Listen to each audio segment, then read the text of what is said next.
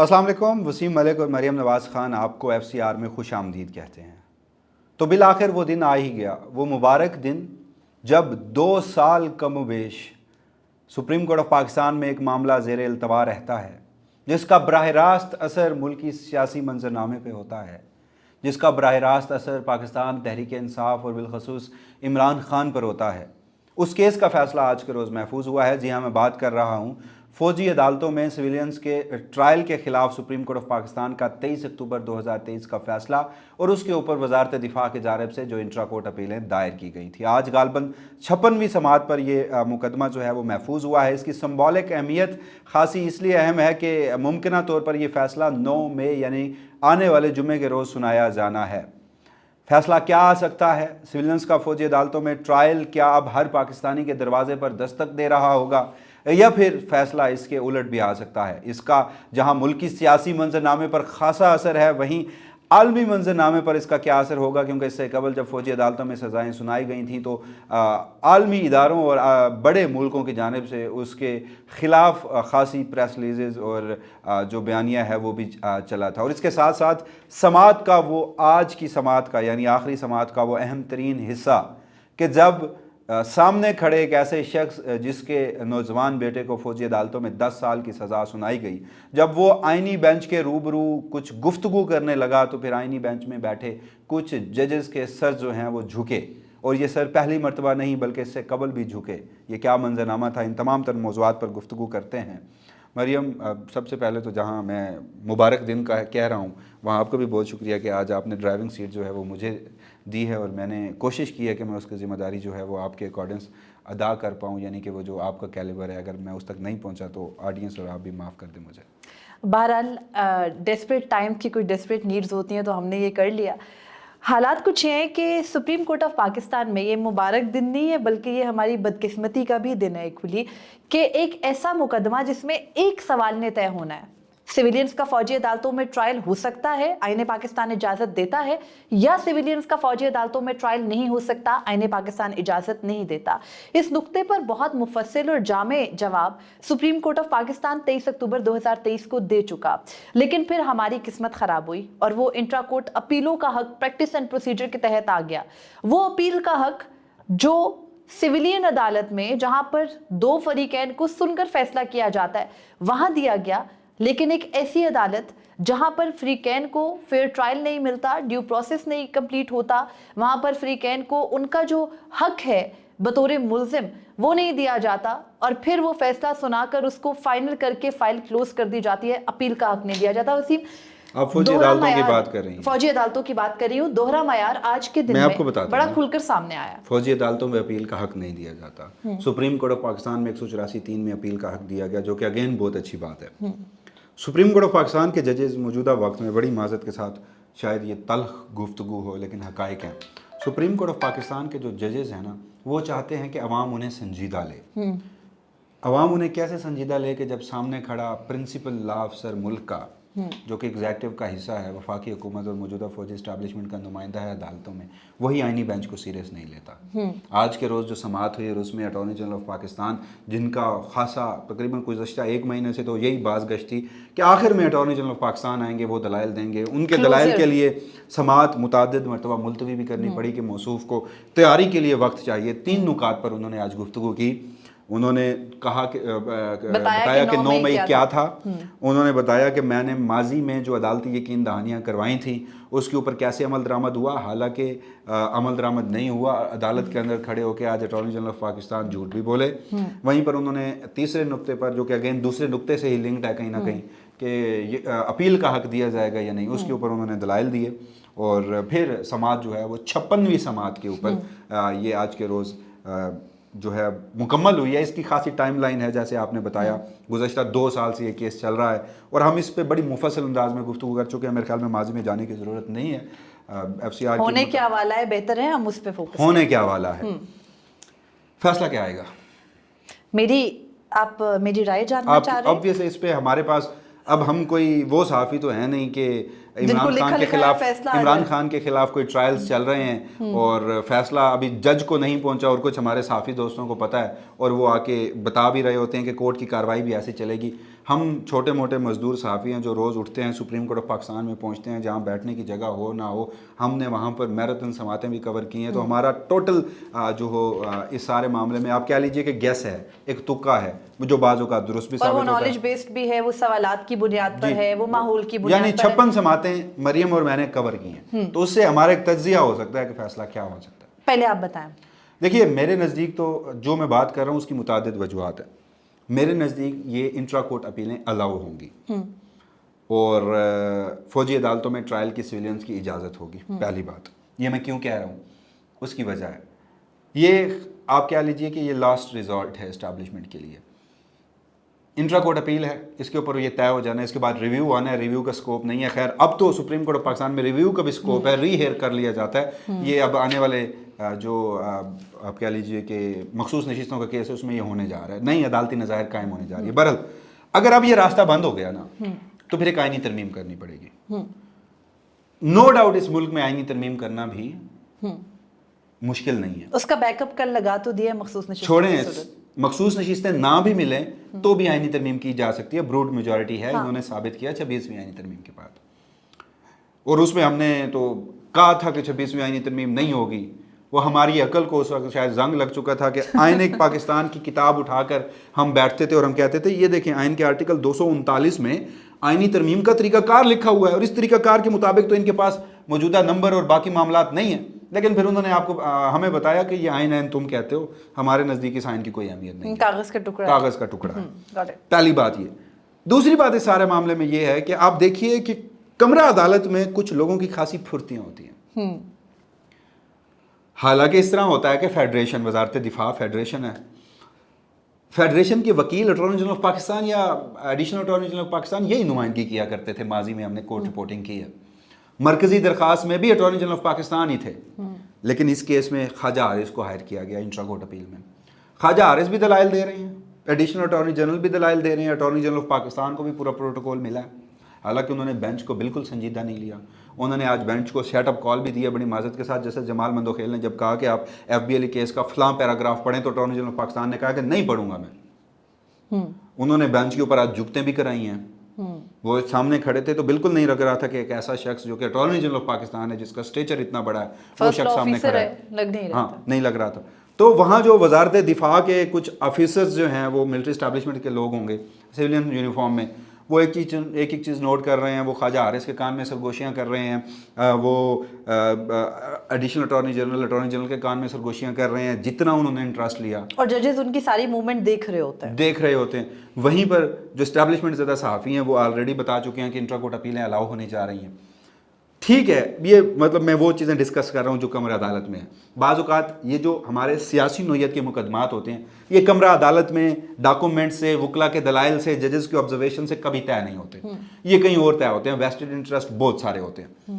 مخصوص نشستوں کا کیس تھا, جسٹس منصور علی شاہ, جسٹس منیب اختر, جسٹس عائشہ ملک اطہر اللہ, جسٹس شاہد وحید, جسٹس محمد علی مظہر, دیگر ججز کو کہا گیا بلکہ دھمکایا بھی گیا, لیکن انہوں نے تو اپنی چیف جسٹس شپ اور اپنے عہدے قربان کر کے اصول پہ کھڑے ہوئے نا. ہر جج تو کھڑا نہیں ہوتا. تو میں اس لیے کہہ رہا ہوں کہ یہ فیصلہ جو ہے یہ حق میں آنے جا رہا ہے. اگر حق میں نہ آیا تو دوسری پاسبلٹی جو ہے وہ آپ مجھے بتا رہی تھی کہ شاید کسی ٹرم پہ یہ انٹرا کورٹ اپیلیں ڈسپوز آف ہوں گی اور کوئی پارلیمنٹ کو ڈائریکشن دی جا سکتی ہے. میرا گیس یہ ہے فیصلے سے متعلق, ویسے تو ججز کی اگر یہ بات درست ہے کہ اس طرح کے فیصلے عدالتوں میں اور جو ماحول ہوتا ہے اس سے نہیں ہوا کرتے, اور یہ جب انا ہو ہمارے چند اداروں کی تو پھر تو بالکل ہی نہیں ہوا کرتے. تو اس طرح کے جو فیصلہ ہے مجھے ہومیوپیتھک ساتھ نظر آ رہا ہے. اس کی وجہ ہے کچھ 3-4 کا تناسب ججز کا بالکل کلیئر ہے. وسیم, جسٹس امین الدین خان کوئی ڈاؤٹ نہیں ہے, جسٹس محمد علی مظہر, جسٹس حسن اظہر رضوی اور جسٹس شاہد بلال حسن. جسٹس شاہد بلال حسن کے اوپر تھوڑا سا ہم لوگ گیس کر سکتے ہیں, ایسا لگ رہا ہے کہ ان کا ووٹ ڈیسائزو ووٹ ہو سکتا ہے اگر دونوں سائڈ سے کچھ برابری آ گئی. اس میں تھوڑا سا ایڈ کروں گا, آپ یہیں سے شروع کیجیے گا. جسٹس شاہد بلال حسن ہی ان کا ووٹ ڈیسائیڈ کرے گا کہ فیصلہ کس طرح پہ ہے. جسٹس مسرت ہلالی, جسٹس جمال مندوخیل اور جسٹس نعیم اختر اقوان ابھی تک کلیئر ہیں کہ ملٹری کورٹ سویلین کے لیے نہیں ہوتا. جسٹس حسن اظہر رضوی, جسٹس محمد علی مظہر اور امین الدین خان صاحب جو ہیں وہ دوسری طرف ہیں. لیکن جسٹس شاہد بلال کو میں انہی ججز کے ساتھ گن رہا ہوں کہ 4-3 کی اکثریت میں بتا رہا ہوں. میں ان کو تھوڑا سا اس کی وجہ سن لیں. اوکے, وہ کبھی نہیں بولے ملٹری کورٹس میں، خاموش رہے. اس سے قبل انہوں نے کوئی بڑا کیس ڈیسائیڈ نہیں کیا. لاہور ہائی کورٹ سے تھے، ہم لاہور ہائی کورٹ میں نہیں جانتے ان کو.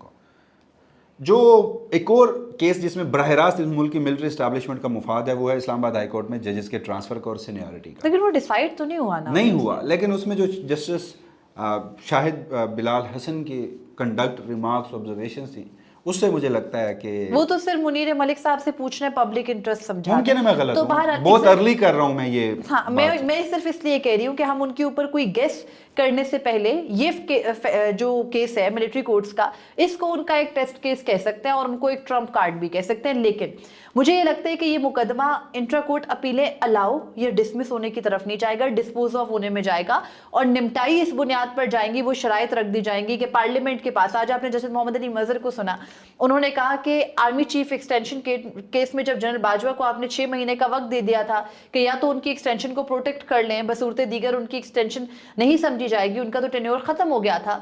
تو انہوں نے کہا کہ تب بھی تو ہم نے واضح ڈائریکشنز دی تھیں، اٹارنی جنرل کے پاس اس بات کا کوئی جواب نہیں تھا. تو وہ سوال کرنا ان کا، مجھے یہ لگتا ہے کہ یہ بینچ یہ چاہ رہا ہے کہ ہم یہ بات پارلیمنٹ کے اوپر چھوڑیں، جو کہ متعدد بار کہا گیا کہ آپ کو کوئی قانون سازی کرنی چاہیے. اب اس میں پارلیمنٹ پر چھوڑنے والے پوائنٹ میں ہو سکتا ہے کہ یہ 7 کے 7 ججز متفق ہوں، ٹھیک ہے. اور پھر اس کے علاوہ یہ کہ اس پوائنٹ پر ججز کا آپس میں اختلاف ہو سکتا ہے، جو کہ مجھے لگتا ہے کہ اگر اختلاف ہوگا تو ایک نئی قسم کی ڈیبیٹ شروع ہو جائے گی. کچھ ججز بالکل کلیئر ہیں کہ سیویلینز کا فوجی عدالتوں میں ٹرائل نہیں ہو سکتا، اور کچھ ججز کہتے ہیں کہ نہیں، ان حالات میں ہو سکتا ہے. جو کلیئر ہے نا کہ نہیں ہو سکتا، جیسے جمال منوخیل ہیں، آپ انہیں آئینی بینچ کی سربراہی دے دیں، کسی ایک آئینی بینچ کی، اس میں اہم ترین مقدمات لگا دیں، تو میرے نزدیک وہ شاید سوچ سکتے ہیں اپنے موقف پہ. پہلی بات، جسٹس مسرت ہلالی اور جسٹس نعیم اختر اغوان، ان کے عدالتی قبلہ و کعبہ کون ہے؟ قاضی فیضیسا. وہ اس وقت سپریم کورٹ آف پاکستان کی ججز کالونی میں موجود ہے گزشتہ کچھ عرصے سے. آپ کہہ رہے ہیں کہ بیہائنڈ دا کرٹنز بہت کچھ چل رہا ہے؟ چل رہا ہوگا. لیٹ بھی، ایک تو اٹارنی جنرل پاکستان کو سننا تھا، ان کے پاس، مہاتما کے پاس وقت نہیں تھا، اور دوسرا شاید مینیج بھی کرنا تھا، جو کہ ابھی تک نظر نہیں آیا کہ وہ مینیج ہوئے. اللہ کرے نہ ہو کوئی تو جج ہو جس میں سخت ہو کہ وہ will of the power, will of the constitution میں سے کوئی ایک چنے اور ول آف کانسٹیٹیوشن اور ول آف دا پیپل کی طرف جائے. وہیں پر میرا ایک اور معاملہ ہے. دیکھیے، بیانیے کی جنگ ہے. 9 مئی ریاست پاکستان نے بیانیہ بنایا. ریاست پاکستان نے 9 مئی کے بعد پوسٹ 9 میں ایک سسٹم کھڑا کیا جو کہ ہمارا موجودہ سسٹم ہے. ریاست پاکستان نے 9 مئی کو بنیاد بنا کر بنیادی انسانی حقوق، آئین پاکستان، عدالتی فیصلے، شخصی آزادیاں، چادر چار دیواری، کیا کچھ ہے جو نہیں چھینا، جو نہیں سلب کیا.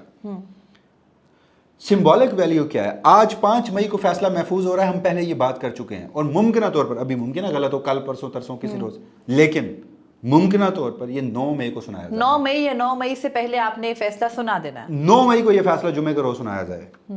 سمبولک اہمیت ہے. سپریم کورٹ جمعے کے روز، 9 مئی کے روز، 2 سال بعد عدالتیں فتح ہونے کے بعد یہ فیصلہ دے گی کہ پارلیمنٹ خود دیکھ لے، ہم کچھ نہیں کرتے. سیم ایک میری اس میں ٹیک تھوڑی سی مختلف اس لیے ہے کہ 2 سال کا عرصہ تھا. آپ نے درست کہا، ریاست کا بیانیہ تھا، پوسٹ 9 میں نظام کھڑا کیا گیا، ابھی بھی رائج ہے، سب سمجھ میں آتا ہے. 9 مئی وہ واحد ہتھیار تھا جو موجودہ سیٹ اپ کے پاس، سیاسی سیٹ اپ کے پاس پی ٹی آئی کے خلاف تھا، جس کو بار بار دہرایا گیا. ٹھیک ہے، چوریاں اور یہ وہ بیانیے کے ساتھ 9 مئی کو دہرایا گیا، سمجھ میں آتا ہے. لیکن اس سب کے ساتھ اس وقت پاکستان کسی بھی طرح امریکہ، برطانیہ، یورپی یونین یا دنیا کے سامنے یہ سٹیمپ نہیں کروا سکتا یا بھارت کو ایک ٹول نہیں پکڑا سکتا ان ایدر کیس کہ ہمارے ملک کے اندر کچھ ایسا ہو رہا ہے جہاں سیویلینز کو جینے کا حق نہیں ہے، آپ ان کو ملٹری کورٹس میں لے جا سکتے ہیں. آپ کو پتہ ہے کہ اس ایشو کے بہت سارے ڈائمینشنز ہیں، بہت ساری اب سائڈز ماضی ہیں. میں کہہ رہی ہیں کہ امریکہ، برطانیہ، یورپی یونین کی جانب سے شدید رد عمل کا اظہار کیا گیا تھا، ابھی دسمبر میں کیا گیا تھا. اگر یہ پارلیمنٹ کی طرف جاتا ہے اور پارلیمنٹ ایک 27ویں آئینی ترمیم میں فوجی عدالتیں ریگولرائز کرا لیتی ہے، کیا موجودہ سیٹ اپ میں جہاں امریکہ، برطانیہ، یورپی یونین کی ہمارے 8 فروری 2024 کے انتخابات کے بعد بھی خاصی معنی خیز پریس ریلیزز اور ان کا رد عمل آیا تھا، موجودہ اسٹیبلشمنٹ کو یہ سوٹ کرتا ہے کہ وہ پارلیمان سے آئینی ترمیم کروا لے، یا انہیں یہ سوٹ کرتا ہے کہ وہ دنیا بھر میں یہ میسیجنگ دے کہ دیکھیں ہماری ایک آزاد عدلیہ ہے، اس آزاد عدلیہ نے ہماری ملٹری کورٹس کو ریگولرائز کیا ہے. मुझे लगता है कि हम ये अफोर्ड नहीं कर सकते, which I think is. दोनों सूरत हाल, दोनों सूरत हाल, उधर से भी और उधर से भी। उसकी वजह है, उसकी वजह ये है कि हमारी कोर्ट्स की ये फिर वही फैसला कि जो हुआ सो हुआ। हाँ, पास्ट एंड क्लोज जो हो गया, जो फैसल सिद्दीकी की सजेशन थी, पास्ट एंड क्लोज हो गया, ट्रायल भी हो गए, हाँ, और उनकी सजाएं भी पूरी हो चुकी, आपने अपनी अना को तस्कीन भी दे दी, उनको अपील दे दें, लिहाजा अपील भी ना दें, अपील भी ना दें, फैसला अंडू कर दें, जस्टिस इजाजुल हसन वाला। आप कहें कि मुस्तकबिल में मिलिट्री कोर्ट्स में ट्रायल हो सकता है, लेकिन कमांडिंग ऑफिसर जब सिविल कोर्ट से हवालगी लेगा, तहवील लेगा, तो वो एक आप कह लीजिए कि वो उसको बोलते हैं कि एक ऐसा फैसला जिसमें रीजनिंग होगी, स्पीकिंग ऑर्डर, हाँ, जिसे हम स्पीकिंग ऑर्डर बोलते हैं, अदालती वजूहात बयान करेगा, स्पीकिंग ऑर्डर होगा और कुछ चेक्स लगा देगा कि इन चेक्स के बाद आप मुस्तकबिल में फौजी अदालतें कायम कर सकते हैं। मेरा बुनियादी मुद्दा ये, हम आगे बढ़ते हैं, डिबेट बहुत लंबी हो गई है, मिलिट्री कोर्ट्स का रास्ता बंद नहीं किया जाएगा अगर ये प्रॉपर बना कर दिया जाएगा। वसीम, हमने मुस्तकिल इसके ऊपर ये बात की है कि ये आईनी बेंच इसीलिए बनाया गया, 26वीं तरमीम इसीलिए की गई थी कि ये आईनी बेंच आज ये नहीं देखेगा कि मुस्तकबिल में आप और मैं सिविलियन जो है वो फौजी अदालत के खतरे में ना हो, बल्कि वो एक प्रॉपर वे देगा, प्रॉपर तरीकेकार देगा ताकि मुस्तकबिल में इस तरह ना हो। आज ये रोज अटॉर्नी जनरल ने 3 नुकात पर गुफ्तगू की।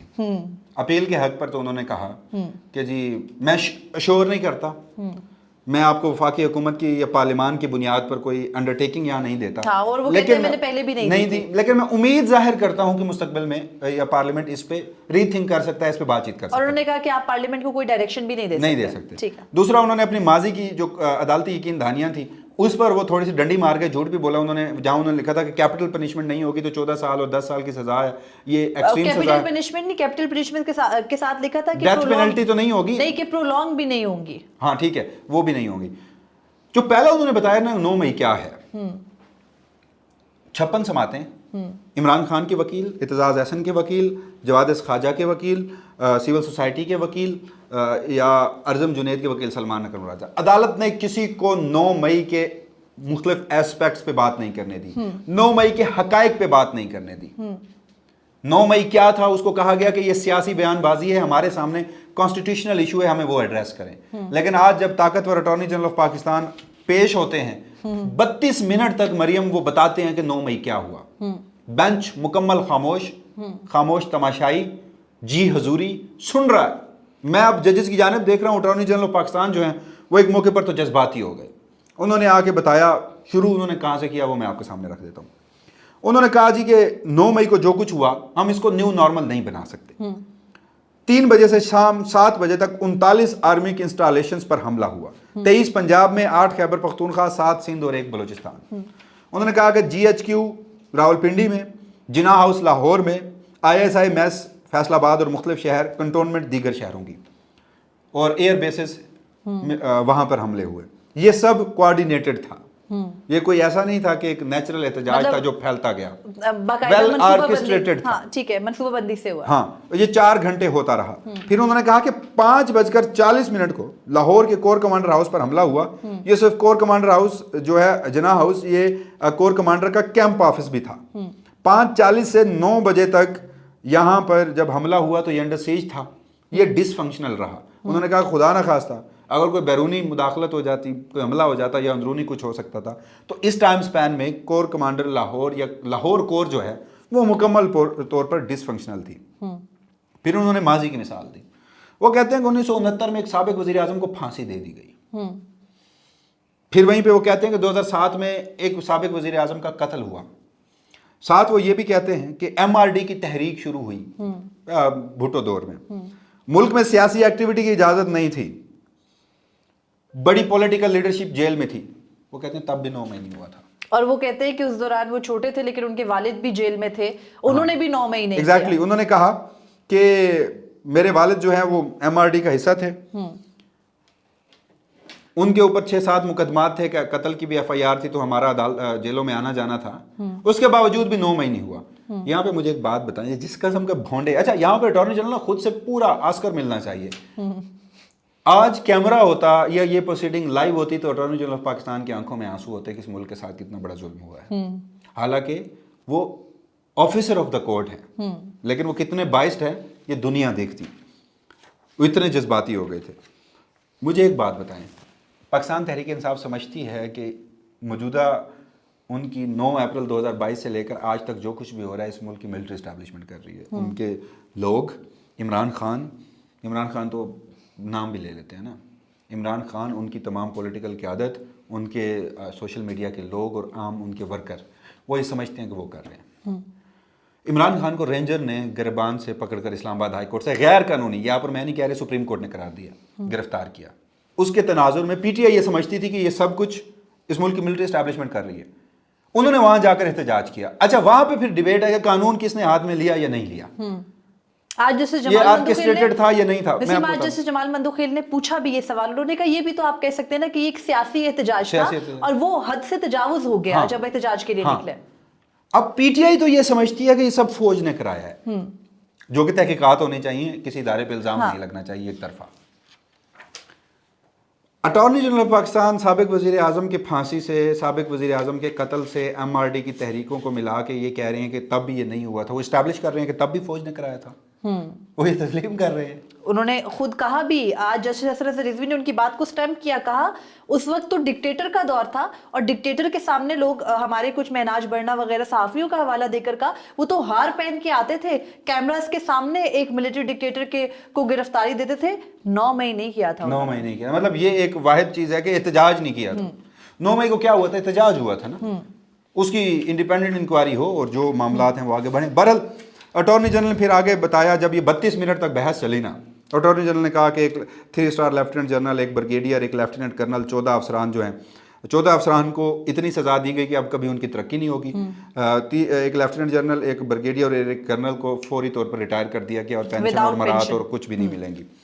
اچھا، پھر جسٹس نعیم اختر گوان نے انہوں نے روکا، انہوں نے کہا کہ حضور 32 منٹ بعد انہیں بھی خیال آیا، انہوں نے کہا کہ آپ غلط پریمیسز میں چلے گئے ہیں، اگر آپ یہ بات کریں گے، ہم نے اور کسی وکلا کو یہاں پر بات نہیں کرنے دی، اگر آپ یہ بات کریں گے تو پھر ہماری طرف سے بھی سوالات ہوں گے۔ اٹارنی جنرل مزید تھے کہ میں یہ بات کروں گا، انہوں نے کہا پھر رکیں، اور جس 3 اسٹار لیفٹیننٹ جنرل کی آپ بات کریں وہ کور کمانڈر لاہور تھے، انہوں نے کہا جی وہ کور کمانڈر لاہور تھے۔ پھر انہوں نے سوال کیا کہ ان کے گھر پہ، ان کے کیمپ آفس سے حملہ ہوا، جب ملٹری ٹرائل ہوا تو آپ نے ان کور کمانڈر کو بطور گواہ پیش کیا، طلب کیا، ان کی گواہی لی، تو پھر انہوں نے کہا کہ اس طرح کے سوالات جب ہم کریں گے تو پھر آپ کو مشکلات ہوں گی، ہم نے 9 مئی کے حقائق کو نہیں چھیڑا۔ تو یہ گفتگو ہوئی، اور آخر میں ذرا بتائیں کہ حفیظ اللہ نیازی صاحب جو ہیں وہ روسٹرم پر آئے اور آئینی بینچ کی جو آنکھیں ہیں، وہ سر ہیں، وہ جھکی ہوئی تھی، وہ سامنا ہی نہیں کر پا رہے تھے۔ ابھی تک اس مقدمے کے اندر 2 ایسے فریق پیش ہوئے ہیں جن کے اپنے جو یا تو موکل یا پھر ان کے اہل خانہ ملٹری کورٹ میں ٹرائل ان کا ہو چکا۔ حفیظ اللہ نیازی، آپ کو معلوم ہے کہ عمران خان کے بہنوئی ہیں، حسان نیازی کے والد ہیں، انہوں نے پیش ہو کر آج عدالت کو، انہوں نے عدالت سے ریکویسٹ کی تھی، انہیں 5 منٹ چاہیے، ان کو آخر میں اٹارنی جنرل کے بعد 5 منٹ دیے گئے۔ حفیظ اللہ نیازی روسٹم پر آئے تو انہوں نے پہلے ان کو جسٹس امین الدین خان نے کہا کہ آپ پرٹیکولر رہیں گے، تو انہوں نے کہا کہ 9 مئی کو جو کچھ ہوا، حفیظ اللہ نیازی نے کہا کہ وہ نہیں ہونا چاہیے تھا، میں خود اس کی مذمت کرتا ہوں، لیکن وہ کہتے ہیں کہ میرے بیٹے حسان اللہ نیازی کو 10 سال کی سزا ہوئی، اور وہ کہتے ہیں کہ میں آج 73 سال کا ہوں، اور جب تک اگر میرا بیٹا پوری سزا کر کے آئے گا، میں اس کو خود جیل سے لینے جاؤں تو میں اس وقت 83 سال کا ہوں گا، پتہ نہیں ہوں گا یا نہیں۔ یہ بات انہوں نے کی، اور اس کے بعد انہوں نے کہا کہ میں مانتا ہوں کہ سانحہ 9 مئی پاکستان کی تاریخ کا بدترین سانحہ تھا، میں اس کی مذمت کرتا ہوں، لیکن وہ یہ کہتے ہیں کہ اگر آپ ملک دشمنی کی بنیاد پر بننے والا قانون، آرمی ایکٹ، جس کے پیچھے بنیاد جو تھی وہ اس وقت ملک کے دشمنوں کو کرب کرنا تھی، پھر ایف بی علی کا کیس جس کی بنیاد ملک 2 لخت ہونے کی سازش کی بنیاد تھی اس کی، ان دونوں مقدمات کو جن میں ملک دشمن اور ملک توڑنے جیسے جرائم پر آپ نے قوانین بنائے، ان کو آپ کسی موب وائلنس یعنی پرتشدد جتھے پر اپلائی کر کے ملٹری کورٹ کرنے لگیں گے تو آپ کی سول عدالتوں کا کیا فائدہ؟ پھر انہوں نے یہ کہا کہ یہ کام تو پولیس کے کرنے کے ہیں، موب کو روکنا ہے تو وہ کام پولیس کر سکتی ہے، اور دوسرا انہوں نے کہا کہ اگر عدالت سمجھتی ہے کہ ملٹری کورٹس میں ہی ان لوگوں کا ٹرائل ہوگا تو پھر وہ کہتے ہیں کہ جوڈیشل سسٹم جو ہے وہ تو ناکارہ ہو گیا، آپ اپنے اختیارات جو ہیں وہ ملٹری کورٹس کو دے رہے ہیں۔ پھر ساتھ انہوں نے یہ بھی کہا کہ کل کو پھر میں یہ کروں گا کہ میں किसी भी मेरे खिलाफ कुछ होता है तो मैं रोजमर्रा सिविल अदालतों में जाने की बजाय मैं मिलिट्री कोर्ट चला उन्होंने जाऊंगा। कहा वसीम के ख्वाजा हारिस साहब हाँ, का कहा glorify कि वाले करनी ख्वाजा बात है। हारिस साहब ने इतना ग्लोरीफाई किया मिलिट्री कोर्ट्स को, ऐसे ऐसे अंदाज में पेश किया कि आइंदा अगर मुझे कोई मसला होगा तो मैं हाई कोर्ट और सुप्रीम कोर्ट के बजाय मिलिट्री कोर्ट जाऊंगा। उसके बाद उन्होंने दोबारा ये बात की कि अगर आप अगरतला साजिश और FBLE की बुनियाद पर जो कवानीन बने हैं उनको जो है वो बुनियाद बनाकर मिलिट्री ट्रायल करने लगे किसी मॉब वायलेंस का, तो उन्होंने कहा 30 अगस्त 2014 को भी पाकिस्तान तहरीक इंसाफ जब यहाँ धरना दिए हुई थी तो पार्लियामेंट के ऊपर हमला आवर हुई थी, PTV समेत इंस्टॉलेशन पर रेड जोन के अंदर हमला आवर हुई थी, तब मिलिट्री ट्रायल नहीं किया। तो इस बात पर जस्टिस जमाल मंदोखेल ने कहा कि हफीजुल्लाह नियाज़ी साहब आपको याद है कि सुप्रीम थोड़ा सा कोर्ट पर माजी भी में जाएं, थोड़ा सा और माजी में जाए, सुप्रीम कोर्ट पर भी हमला हुआ था। तो हफीजुल्लाह नियाज़ी ने कहा कि बिल्कुल सुप्रीम कोर्ट पर भी हमला हुआ था और ये वो हमला था जो नवाज शरीफ हुकूमत में उनकी हुकूमत जाने के जो है वो डर से कि उस वक्त अभी खौफ से वो एक एहतजाज किया गया था, सुप्रीम कोर्ट ऑफ पाकिस्तान के ऊपर हमला किया गया था। उसके बाद हफीजुल्लाह नियाज़ी ने कहा कि हसन नियाज़ी को 13 अगस्त 2023 को गिरफ्तार किया गया और अदालत में पेश करने के बजाय, वो कहते हैं जब हमने रिट दायर की पेशावर में और लाहौर में, तो उनको अदालत में पेश करने के बजाय कमांडेंट अफसर ने एक SHO को एक खत लिखकर कहा कि हफीजुल्लाह नियाज़ी के बेटे हसन नियाज़ी को उनके हवाले कर दिया जाए। उन्होंने कहा ऐसा किसी कानून में दर्ज नहीं है कि एक कमांडेंट अफसर SHO को खत लिखकर जो है वो तहवील ले ले किसी भी मुल्जिम का। उसके बाद वो कहते हैं कि आपने फिर क्या हुआ, इतना अरसा उसका मिलिट्री ट्रायल हुआ, फिर पहले स्टे दिए रखा, फिर मिलिट्री ट्रायल कंप्लीट हुए, फिर सजाओं की इजाजत दी गई, अब 2 महीने हो गए, अपीलें पेंडिंग है, आपके इस केस की वजह से वो भी नहीं हो पा रही। फिर उन्होंने ये कहा कि अगर आपने सिविलियन को मिलिट्री कोर्ट में ले जाना है तो ये आपके अदालती निज़ाम की जो है वो खिलाफ है, ऐसा मत होने दे, सिविलियंस को मिलिट्री कोर्ट में ट्राई ना होने दे।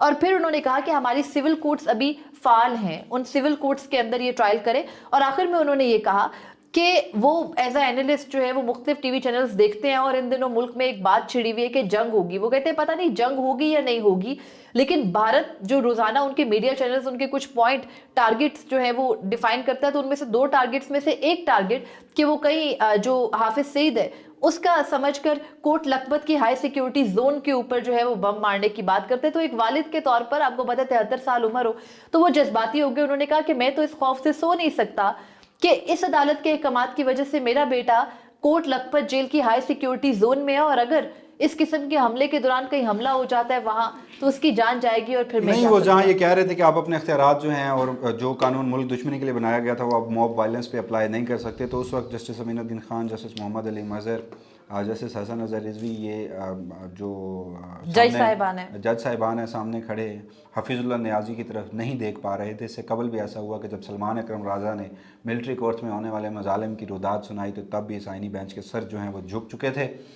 अब ना तो अटॉर्नी जनरल ऑफ पाकिस्तान जो हैं वो कोई इतने मजबूत दलाइल दे पाए हैं, आइनी बेंच उनसे भी मुतमईन नज़र नहीं आया, ख्वाजा हारिस से भी मुतमईन नज़र नहीं आया, बुनियादी इंसानी हकूक़ हों, इंडिपेंडेंस ऑफ जुडिशरी हो, इंटरनेशनल कन्वेंशंस हों या फिर डेमोक्रेटिक प्रिंसिपल, इनके ऊपर मिलिट्री कोर्ट्स पूरा नहीं उतरती। ये तो आइनी बेंच बखूबी जानता है। मगर जुम्मे के रोज़ फैसला क्या होगा, अभी जुम्मे के रोज़ भी होगा या नहीं होगा ये भी हमने देखना है। लेकिन सुप्रीम कोर्ट एक तारीख सेट करेगी जिसके ना सिर्फ पाकिस्तान के मुकामी सतह पर यानी आप और मैं मुस्तकबिल में फौजी अदालत के ख़तरे में आ जाएंगे या फिर हमेशा के लिए ख़तरा टल जाएगा, बल्कि इसके अलावा इसके बैनुल अक़वामी मंजरनामे पे भी असरात होंगे। तो देखना है सुप्रीम कोर्ट के हाथ में वो क्या करती है। आइनी बेंच का जो फैसला होगा ये पहला फैसला होगा, ये क्या आता है हम और आप देखेंगे इकट्ठे। फिल वक्त मुझे और वसीम मलिक को दीजिए इजाज़त। अल्लाह हाफ़िज़। अपने फीडबैक से ज़रूर आगाह कीजिएगा।